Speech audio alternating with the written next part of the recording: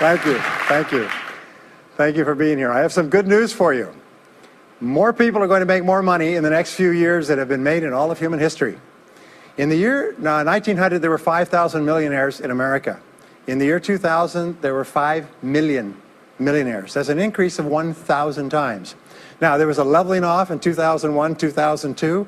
In the last 2 years, the number of millionaires has jumped 33%. It's jumped to 8.2 million millionaires in America, and virtually all of them are self-made, which means they started without a pot to you-know-what in or a window to throw it out of. And they've made it in one generation. When we look at the wealthiest people in America today, Warren Buffett, Michael Dell, of course, Bill Gates, Paul Allen, and the Walton family, all first-generation multi-billionaires. We have a $12 trillion economy today that is growing at the rate of $500 to $600 billion a year, and all that money is going through somebody's fingers, and your job is to make sure it goes through yours and some of it sticks. Is that a good goal for today? And my job is to show you how to do it. The good news is that all the answers have been found. Self-made millionaires have been studied exhaustively. They've been analyzed. They've been interviewed by the hundreds of thousands and millions. And what we know is exactly who they are and what they do and how they think and how they tick and the decisions they make and the things that they do and they don't do. And the wonderful thing is this: if you do what other successful people do, you eventually get the same result that they do. Now, some people say, well, I started off without any money and I don't have any money now. Well, join the crowd. Nobody's got any money. Most people are broke up into their 40s and 50s. So if you're broke today, you're just one of the gang. The only question is, do you stay there? And the answer is no. Now, when I started off in this many years ago, I came from very poor beginnings. I did not graduate from high school. I finished in the half of the class that makes the top half possible. When I left school, I dropped out of high school. I could only get laboring jobs. I was told, by the way, if you don't get a good education, you won't do well in life. Don't get good grades, you won't get a good job. Don't go to college, you won't do well, and so on. And I believed that for a long time until I found there's hundreds of thousands, millions of people who dropped out of high school who went on to become millionaires and billionaires as well. The reason I say that to you, by the way, is don't let it hold you back. Don't let any experience that you've ever had in your life act as a brake on your potential, because there's hundreds of thousands of people who've had it worse than you could ever dream of, who've gone on to accomplish wonderful things. So, I worked at laboring jobs for several years. I worked in construction. I worked on farms and ranches. I worked in factories putting nuts on bolts hour after hour. And one day, in a state of frustration, I began asking this question: why is it that some people are more successful than others? Now, in the Bible, there's the line that says, "Seek and ye shall find, for all who seek findeth. Ask and the door will be open." So I began asking other successful people, what are you doing differently from me? And they told me, and I did it, and I got better results. I got into sales when I could no longer get a laboring job, like many of you. And in sales, I noticed that one of the guys in my company was making 10 times as much as anybody else, and he was selling the same product out of the same office at the same price to the same people under the same conditions, and he was making 10 times as much as anybody else. So I went and asked him, what are you doing differently from me? And he told me, and I did it. Now, what I discovered, which changed my life and which brought us here today, is I discovered the law of cause and effect. The law of cause and effect, sowing and reaping, action and reaction, is the great universal or iron law of the universe. What it says is that everything happens for a reason, is that there are no causeless effects, is that even if we don't know what is causing the effect, we trace it back. It's the basis of the scientific process, of all medical research, of all marketing, of all business, is if you can define an effect that you want, you can trace it back and find somebody who at one time did not have that effect, and then find out what they did, and then do the same things, and you eventually get the same results. We say that success is not an accident. Failure is not an accident. Success leaves tracks. So if you just follow the tracks of other successful people, no matter where you're starting from, you eventually get to the same place that they get. Well, this was a shocker for me, because, and I learned later in psychology, by the way, that one of the two most important things we need to have to be happy and healthy is a sense of control, a feeling that we are in control of our lives, that things are happening for a reason, and a sense of coherence, a feeling that things fit together. Well, when I realized the law of cause and effect explained everything, I thought, wow. So in sales, I went to the top of my sales force. I read and I learned, attended courses, and especially I applied what I learned. And then when I got into sales management, I again read the books and took the courses and asked for advice. And when I got into real estate and importation and development and manufacturing and distribution and a whole series of businesses over the years, the first thing I did is I asked, how does it work? How do people succeed in this field? And then I buried myself and immersed myself. I spent hours and hours and hours studying, and then I did what the most successful people did. Interesting point. We say that nature is neutral. In other words, nature doesn't care who you are. It doesn't care if you're tall or short or male or female or black or white, educated or uneducated. Nature doesn't care. All that nature cares is that you do what successful people do. It's like making a recipe. Nature doesn't care if you follow a recipe. If you follow the recipe exactly, you get the dish. Nature doesn't care who's doing it. And that's the wonderful thing about our society. It's basically like justice. It's blind, is nature doesn't care. In fact, there are a lot of people who are not as smart and not as talented as you who are doing vastly better than you, not because they're better, but because they're just following proven success methods. There's nothing that will make you madder than to see somebody who's dumber than you, who's making more money than you, right? Have you had that experience? So what we do is we use proven success methods. We just find out what they are, and we do them over and over again. Quick point, nothing works the first time, okay? Please understand that. Nothing works the first time. What is the average number of times that a person tries with a new goal before they give up? Can you guess? Well, the average is less than 1. Because most people give up before they try even once. They say, that's a great goal. I'd love to be financially independent. And then they give up. They don't even try. They say, but I couldn't because of this and because of that and so on. And then they move away to a wonderful place called Someday I'll. You ever heard of Someday I'll? Someday I'll start saving money. Someday I'll get out of debt. Someday I'll lose weight. Someday I'll start a business. Someday I'll get serious about my finances. And most people live on Someday I'll. Your job and my job is to vote yourself off the island, right? And we start taking control of our lives. Well, about some years ago, I was called by a major businessman, and he asked me if I would do a talk for his 800 entrepreneurs that own separate franchises within his organization on how to become a self-made millionaire. And I said, sure. When you're a young speaker, you agree to speak on any subject. Sure, I'll speak on that subject. And I was just like most people. When I was young, I wanted to be a millionaire by the time I was 30. And when I hit 30, I put it off to 35. And as I got to 35, you put it off to 40. And then you kind of just don't look at it anymore. You forget about it and feel the deck is stacked against you. Well, I was about 38, 39 when he called me up and asked me. I said, sure, no problem. And I said, now, what do I know about self-made millionaires? And this is a shocker. I didn't know anything. Oh, I knew that they had more than $1 million, but that's a real basic piece of knowledge, you know. So I started thinking, what do I know about it? So I began to study them. And that's when I found out that they've been studied so thoroughly, is we know everything there is to know about them. They are a source of incredible fascination. And there's 50 years of research. So I began to read the studies and find out where they came from and what they did and how they thought and where they started and the decisions they made and the kind of people they were. One of the things that I learned, by the way, is that becoming a self-made millionaire is not the important thing. What is really important is the person you have to become a self-made millionaire. You have to become a totally different human being. One of my friends says that in order to achieve something you've never achieved before, you have to become someone you've never been before. And it's a really important insight, is the qualities that you need to develop, qualities on the inside to become a self-made millionaire, are incredible qualities that make you a vastly better person. Not only better in terms of character, determination, discipline, decision-making, strength, and so on, but they make you a far better person. They round out your character in a far better way. So the real payoff of becoming wealthy is not because you can eat more, because how many more meals can you eat? How many more clothes can you wear? But it's the kind of person that you become, and then the kind of people that you associate, the kind of life that you have. And so the things that we're going to talk about now, and I know that you're some of the smartest people in our country, so I'm going to give you these ideas very quickly, like dealing cards. What I found in my research is that there's a series of qualities that self-made millionaires have. If you have these qualities, your success is virtually guaranteed. And if you don't have these qualities, the qualities are learnable. Point number one is that all business or sales skills are learnable. All financial skills are learnable. If you can drive a car, you can learn any skill. If you can drive a car, you can learn the skill. Now, number two is you're probably only one skill away from doubling your income right now. You're probably only one skill away from setting yourself on the road to becoming a self-made millionaire. That turns out to be the case for almost everyone. And if you don't know what that skill is, maybe over the course of the time we spend together, it'll jump out at you. But whatever it is, you've got to find it out and go to work on it, because it is learnable. It's a learnable skill. People say, well, I've never been very good with money. Well, get over it. The fact of the matter is, you can learn what you need to learn to achieve anything that you want to achieve. So, the success secrets of self-made millionaires. Give yourself a score of 1 to 10, and if you are weak on one of these, it can be enough to hold you back. If you're strong on all of these, then there's no limit to what you can accomplish.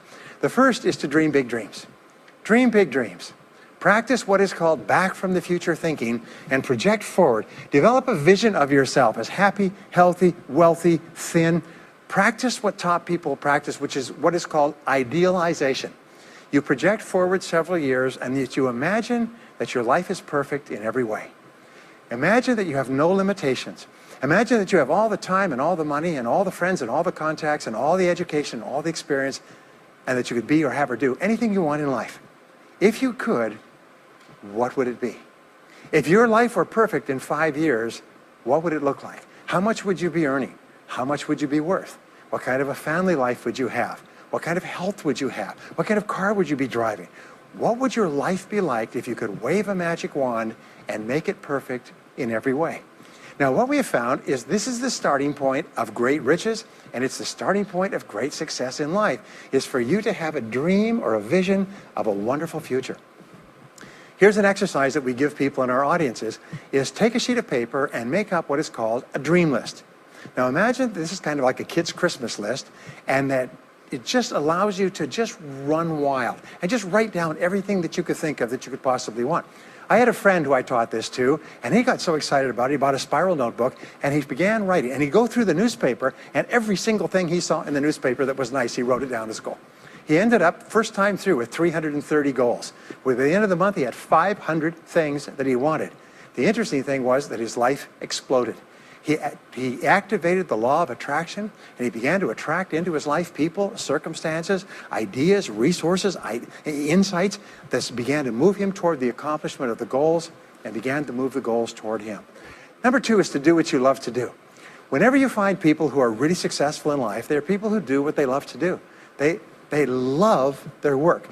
The great rule for success in life is to find something that you love to do and then find a way to make a living doing it. Now, when you find what you love to do, it'll be something that gives you energy, it motivates you, it enthuses you. It's probably something that you were meant to do from the time you were born.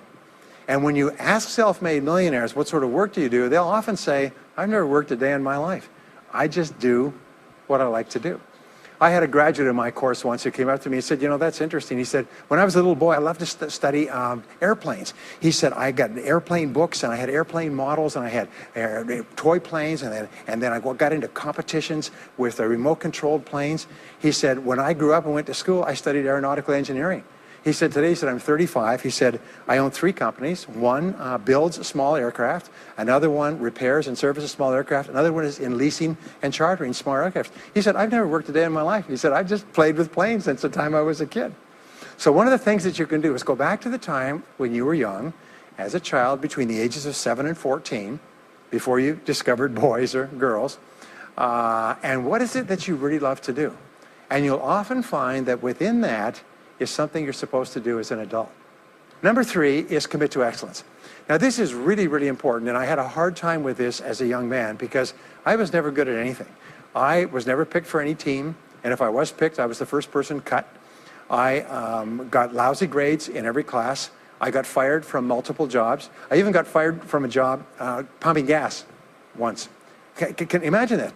Being fired for pumping gas because you're no good. They came out and said, you're no good at pumping gas. How can you be no good? Little old ladies can pump gas, and here I was no good at pumping gas. Anyway, so I got fired. I went from job to job, and then I discovered that all people who are successful are excellent at what they do. You know the old question they asked Willie Sutton, the bank robber, why do you rob banks? He said, well, that's where the money is. Well, being in the top 10% is where the money is. So what you have to do is you have to pay any price and make any sacrifice to get into the top 10% in your field. Now, here's the good news. If you're doing what you love to do, you will want to be in the top 10% in your field. If you don't want to be excellent at what you're doing, it means you're in the wrong field. It just means that you're marking time, you're treading water. And there's a lot of people who are in their field and they do their job and they go home at night and don't think about their work and so on. And this kind of an attitude means that you have no future. You have a very shaky present. That crackling sound you hear is the ice breaking under your feet, okay? And you have no future, because if you're not doing what you love to do and throwing your whole heart into it, you're just marking time. But everybody is designed so that there is something that you love to do that you can do well. And the fact that you love it means that you probably have the ability to excel at it.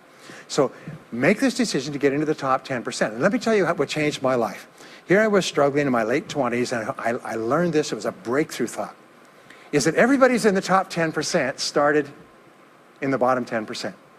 Everybody who's doing well was once doing poorly. Everybody who is at the top of your field today was once not even in your field at all and didn't even know it existed. What that means is that if you're willing to pay the price and work hard and make the sacrifices, you can get into the top 10%.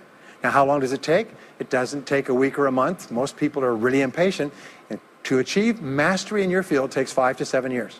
People say 5 to 7 years. Geez, I'll be 5 to 7 years older before I start enjoying the big rewards. Well, how much older will you be in 5 to 7 years anyway? Now, here's an important point. Are you ready? The time is going to pass anyway. The time is going to pass. 5 to 7 years from now, 5 to 7 years will have passed. The only question is, are you going to be at the top of your field, or are you still going to be down there with the mediocre 80%? And the wonderful thing is this: is nobody's better than you, and nobody's smarter than you. If anybody else is at the top of their field, it means that you can be at the top of your field. Just go to them and find out how they got there, because they started at the bottom. Now, it may take longer for some people and less for others, but everybody who puts one foot in front of the other and keeps moving eventually gets there. And that's where all the rewards are. And not only that, that's where all the joy in life is. When you're really good at what you do, you feel wonderful about yourself. You're respected and esteemed by everybody around you. You can write your own ticket. You can open any door when you're good at what you do, because you get up in the morning and you know you're good. And that is more important than the rewards that go with it. The next key is to develop your unique talents and abilities. Every single person is designed from infancy with special talents and abilities that, if you develop them to their height, can enable you to accomplish anything you want in life. Everyone is genetically structured to be able to do something superbly, to do something they enjoy, to do it well, and to get great satisfaction from it. Peter Drucker often asks the question, what are you good at? What are you good at today? What should you be good at? What could you be good at? What will you be good at? And so one of the questions that we ask is, looking back in your life, what has been most responsible for your success up to now? What has been most responsible in the past? What is it that you have done that has gotten you the best results? Because as we said before, success leaves tracks. And if you look back into your past, you'll often find indicators that guide you to your future. Do you remember that fellow that won $300 million in the lottery? He was a high school physics teacher. And they asked him what he's going to do with it. He said he's going to take a week off and then get back to work, because he doesn't want to give up his job teaching high school physics, because he loves his work so much. That is a person who's in the right place for him. And now you can just drive to it in a nicer car. Anyway, now the next key to becoming a self-made millionaire is to see yourself as self-employed. What we found is the top 3% of adults in our society see themselves as self-employed. They see themselves as in charge of their own lives. When I started off my career as a young man, I was 21 years old, working as a construction laborer, living in a one-bedroom apartment, broke, taking buses 2 hours every morning to get to work, and buses 2 hours to get back. I still remember that, and I still remember a light going off one evening. I was sitting there in my little apartment, in my little kitchen alcove, and I suddenly realized that I was responsible, that I was in charge of my own life, that no one was coming to the rescue. And it was one of the great turning points in my life. So what you find is that all exceptional people are highly responsible people. They look upon themselves as self-employed. Sometimes I'll ask an audience, I'll say, how many people here are self-employed? And some people will raise their hand and some won't. I'll say, now what's the true answer to this question? And the true answer is that everyone is self-employed. The biggest mistake you could ever make is to ever think you work for anyone else but yourself. Even if someone else signs your paycheck for you all your life, the most valuable people in any organization are the people who treat the company as though it belongs to them. They see everything that happens as affecting them personally. They're not the 9-to-5ers, the no-hopers that say, yeah, well, I go to work. When I'm not at work, I don't think about my work. These people, somebody has told them that's a clever way to think. It's the way losers think. Winners think about their company, and when they're not there, they think about how they can do it better. When something happens in their company, they take it personally because they see themselves as highly responsible. As a result, they're paid more, they're given more educational opportunities, they're promoted faster, and these are the people that eventually, like cream, rise to the top of every organization and every industry, the top 3%. The next key to becoming a self-made millionaire is to develop a clear sense of direction. Developing a clear sense of direction means that you need to become intensely goal-oriented. We find that all successful people are goal-oriented. There's an old saying, you can't hit a target that you can't see. You've got to know what you want in every area of your life. Some years ago, I worked with the Hunt Oil Company in Texas. The Hunt Oil Company was founded by H.L. Hunt, who became the wealthiest, self-made, multi-jillionaire billionaire in the world. At his peak, he owned 200 companies and had a royalty income of $3 million a day. Most phenomenal man, by the way. And he was interviewed by a friend of mine on television before he died in the early 70s. And he was asked, what are the secrets to success? He said, the keys to success have only been two through all my life, and I will tell you what they are. He said, number one, he said, decide exactly what it is you want and write it down and make a plan to achieve it. And number two is determine the price you're going to have to pay to get it, and then resolve to pay that price. Now, where the law of sowing and reaping cause and effect, I learned an additional point to that. I learned that your current life today is the result of the price you've sown up to now. Is whatever you've put in, you get out. So whatever you're getting out today is a result of what you've put in. If you don't like what you're getting out, what you have to do is you have to put in something different. What I found is this, is that life is always just in the long run.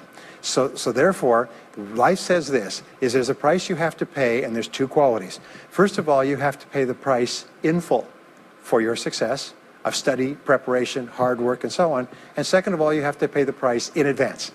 You don't get it afterwards. The way the world works is first you put in what you need to put in, and then you get out the rewards. So you have to ask yourself, what is the price that you have to pay to achieve the success that you desire? And you have to write it down and make a plan and work on it every day. Now let me give you a quick exercise, which is my only take-home or homework exercise for our time together. I want you to take a piece of paper like this and write down 10 goals that you'd like to accomplish in the next 12 months. Write the word goals and today's date at the top of the page. Write down 10 goals you'd like to accomplish, and then ask yourself this great question. If you could only accomplish one goal on this list, but you could accomplish it within 24 hours, which one goal would have the greatest positive impact on your life? Now this is a great question because it'll usually jump out at you. You say, that's the one. If I had this, that would have more of an impact on my life than anything else. Sometimes it's a financial goal, sometimes it's a health goal, sometimes it's a relationship goal. But whatever it is, put a circle around that goal and then turn the page over and write it at the top of the page. Set a deadline on the goal, make a list of everything that you could think of to do to achieve the goal, and then begin working on your list. And here's the kicker, do something every day. Do something every day that moves you one step forward towards your major goal. My promise to you that this exercise, selecting your most important goal, making a plan, and working on it every day, will change your life in ways that you cannot imagine. They say that people begin to become great when they determine their major definite purpose, their number one goal, and work on it every day. It is the secret to becoming a self-made millionaire. It's the secret to great success in life. My promise to you is a week, a month, a year from now, you'll look back and you'll be absolutely staggered at the difference it makes. I was giving a seminar not long ago, and a gentleman came up to me. He said, you know that goal-setting exercise? It changed my life 10 years ago. He said, I was broke, I was divorced. He says, I was an alcoholic, and somebody dragged me to one of your seminars. He said, and I did that exercise and I picked my major goal. He said, it changed my life. I said, in what way? He said, today, he said, I'm worth $40 million. I said, wow. He said, yes, and I owe it to that lesson. Next is refuse to consider the possibility of failure. It's the most amazing darn thing is that the fear of failure is the greatest single obstacle to success in adult life. And it's not failure itself, because each one of you is a professional failure. Each one of you has failed over and over and over again. Isn't that true? All of us fail. All human beings fail over and over. 9 out of 10 things that we try don't work out the way we expected. We have failures in relationships and in jobs and in careers and investments and everything. It's not the failure that holds you back. The failure makes you smarter. We say that it is the fear of failure, not failure, that holds you back. And the way that you overcome failure is you never consider the possibility of failure. The rule is this, is there's no such thing as failure, there's only feedback. Is when you try something that doesn't work, you get feedback, not failure. And recognize that most things you try aren't going to work the first few times. So what you do is you say, oh, that's an interesting bit of feedback. And you pick yourself up and you move forward and you have more feedback and you move forward. To become a self-made millionaire, you're going to fail over and over again, year after year after year. But your brain has a cybernetic mechanism, which means that times you try something, you get feedback, which makes you smarter. And when you try something else, you get feedback, which makes you smarter. And eventually, you reach the point where you're too smart and you stop making mistakes. You start to do more and more things right and fewer things wrong. But you can't get there unless you have experienced the failures. Henry Ford once said that failure is merely an opportunity to more intelligently begin again. Now, let me pass on one great rule to you, which has been discovered in interviewing self-made millionaires. Self-made millionaires look into every failure for something good. They say there's got to be something good in this that I can benefit from, and surprise, surprise, they always find it. Second is, self-made millionaires always seek the valuable lesson in every setback or obstacle or temporary failure, and they always find the lesson. Now, what do failures do? Failures whine and cry and think about what they've lost and blame their problems on someone else. Successful people say, what can I learn from this that will make me smarter next time?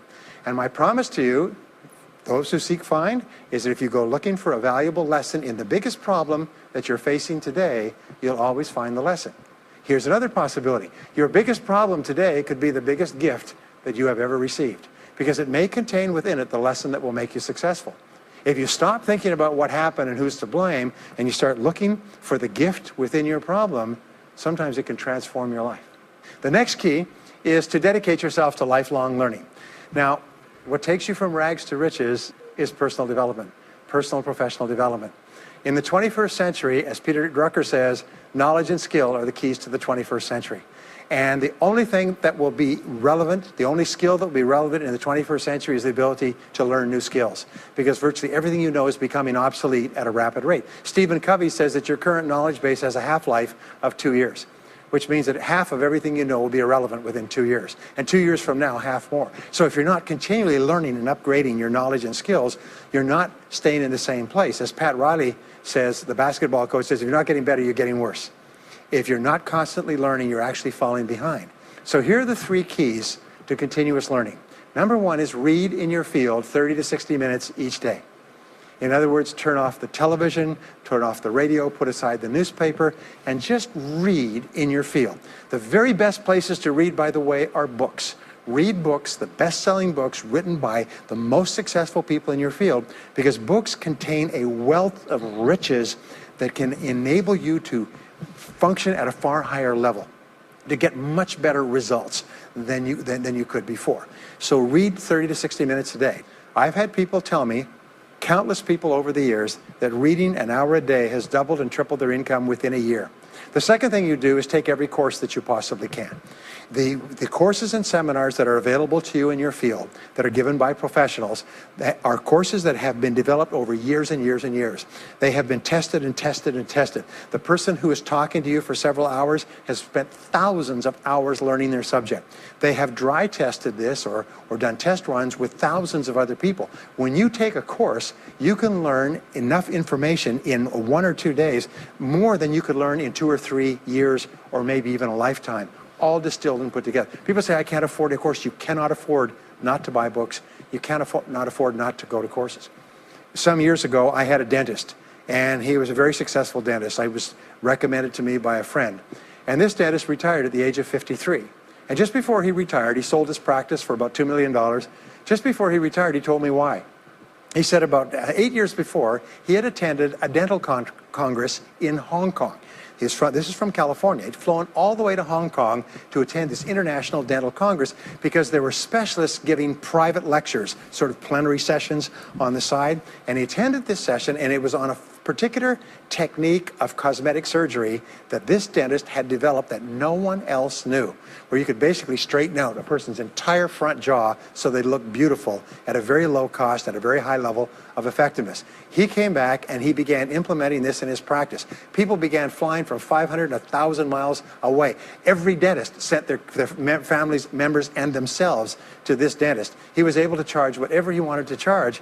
He said 8 years later, he retired as a self-made millionaire at the age of 53 to enjoy his money for the rest of his life from what he learned from one session at one convention at one course.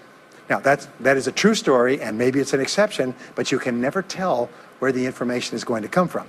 The third way that you can upgrade your skills is listen to audio programs in your car. The average driver drives 500 to 1,000 hours a year, 25 to 50,000 miles.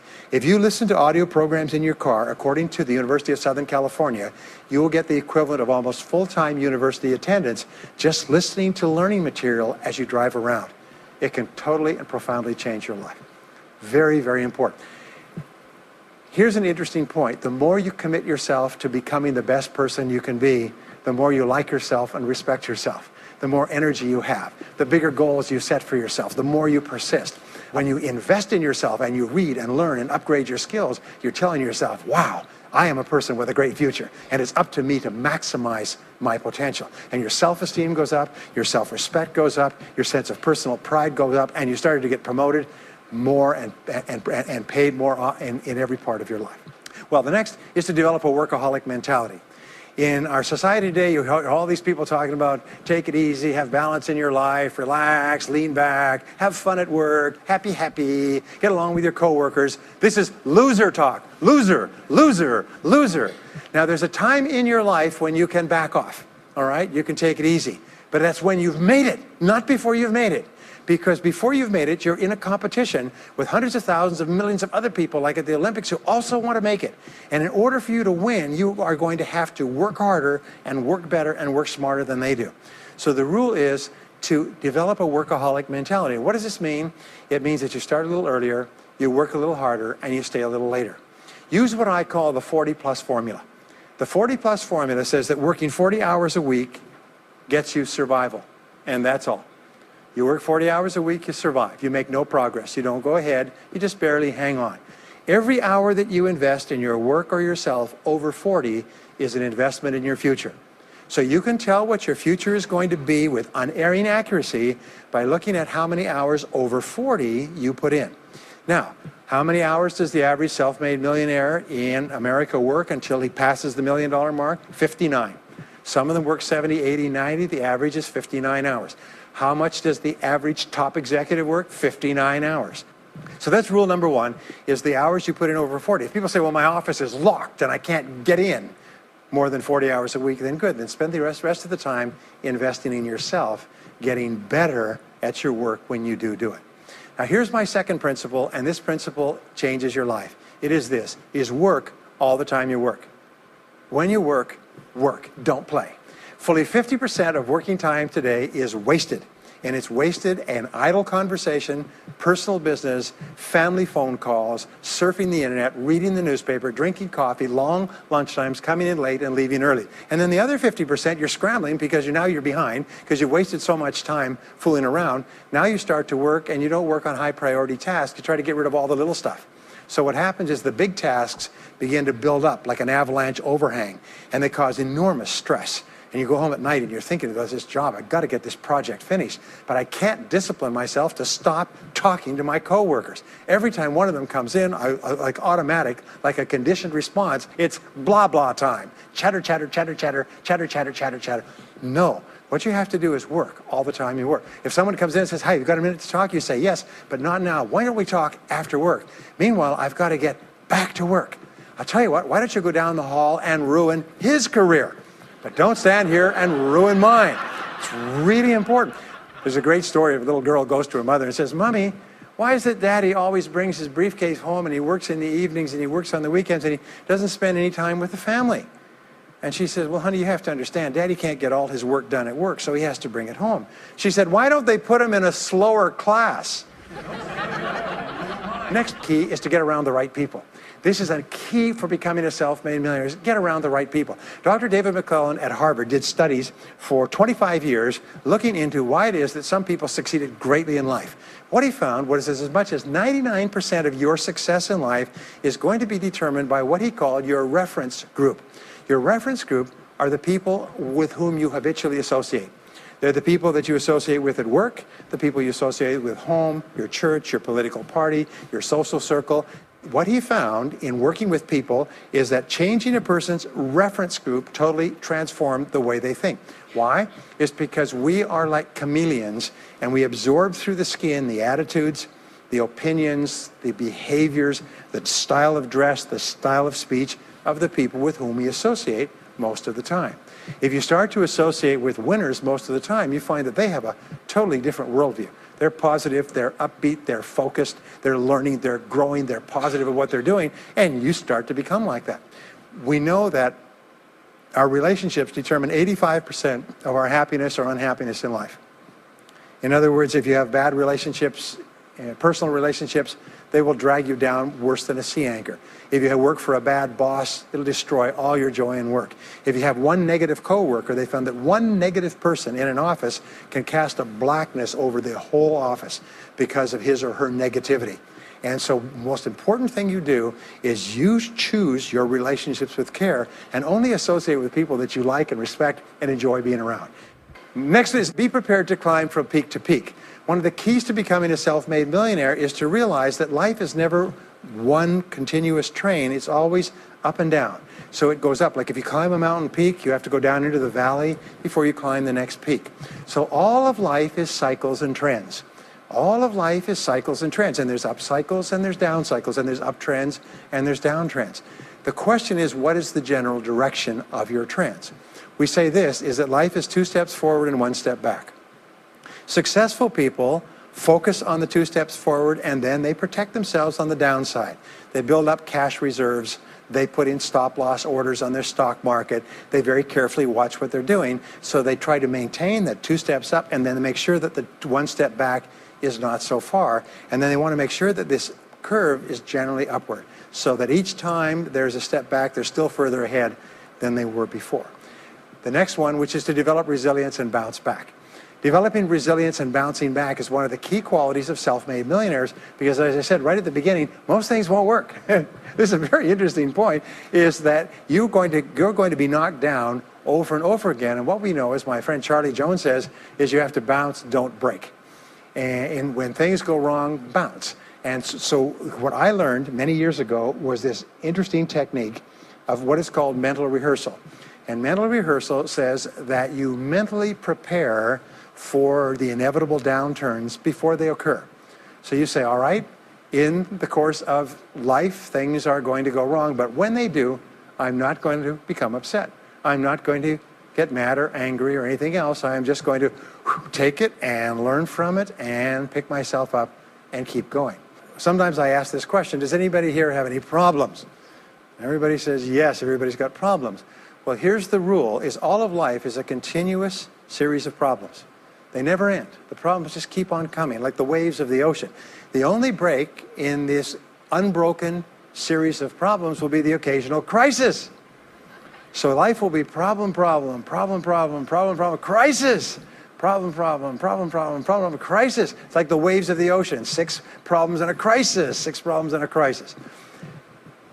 Which means that everybody here is either in a crisis right now, has just gotten out of a crisis, or is just about to have a crisis. So what we have found is this, the hallmark of superior people, 30 years of research, is how you respond to a crisis. How you deal with problems and how you respond to a crisis. And what we have found is this, is superior people look for the solution to every problem. They don't allow themselves to become upset and angry. When something goes wrong, they say, okay, what's the solution? And they become intensely solution-oriented. When you have a very intense problem, that stimulates creativity to solve the problem. So what you do is you write and define the problem clearly. If you have a problem, you say, wait a minute, what is my problem? what is it that I'm worried about, and write it down. And the very act of defining a problem clearly often triggers the solution to the problem. One last technique that I want to give you with regard to your major definite purpose. And if you only do these two things as a result of our time together, they will transform your life. You've already identified the one goal that can have the greatest positive impact on your life. Now what you do is you take that goal and you write it at the top of a page in the form of a question. And you say, let us say your goal is to double your income. That could have a major impact on your life. You say, what are all the things that I could do to double my income in the next 12 months? Write it as a clear question. Even better, if you're earning $50,000 a year today, write, what could I do to earn $100,000 over the next 12 months? The more specific the question, the better. Then you devote yourself to writing 20 answers to this question. You must write a minimum of 20 answers. Work harder, work smarter, start earlier, stay later, change occupations, upgrade my skills, whatever it is, keep forcing yourself to write till you've written 20 answers. We call this mindstorming. The first 3 to 5 answers will be easy. The next 3 to 5 answers will be difficult. The last 10 answers will be incredibly difficult. But I have given this exercise to people who've gone on to become millionaires so many times I've lost track, because they often find that the 20th answer changes their whole life. And if you've ever done this once, it's absolutely staggering. More people have become millionaires with this simple idea of mindstorming, what I call the 20 idea method, than any other single method of creative thinking ever discovered. Once you've got your 20 answers, pick one answer and take action on it immediately. Once you've got, it doesn't matter what it is, just take one answer and take action on it, and that will keep you thinking and acting creatively all day long. The next key to becoming a self-made millionaire is to become an unshakable optimist.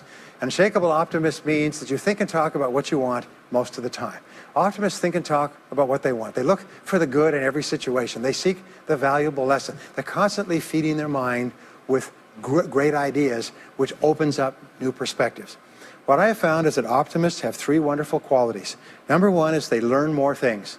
As a result, they dramatically increase the likelihood that they will learn the right thing at the right time.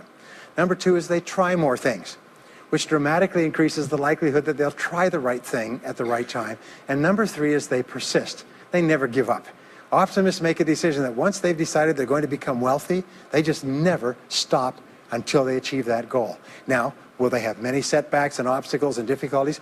Do you know that almost everybody succeeds in a different direction from what they originally intended or from what they originally thought? But they just keep going. Almost like a football player running down the field, running, blocking, changing, moving back, forward, continually, but never loses sight of the goal.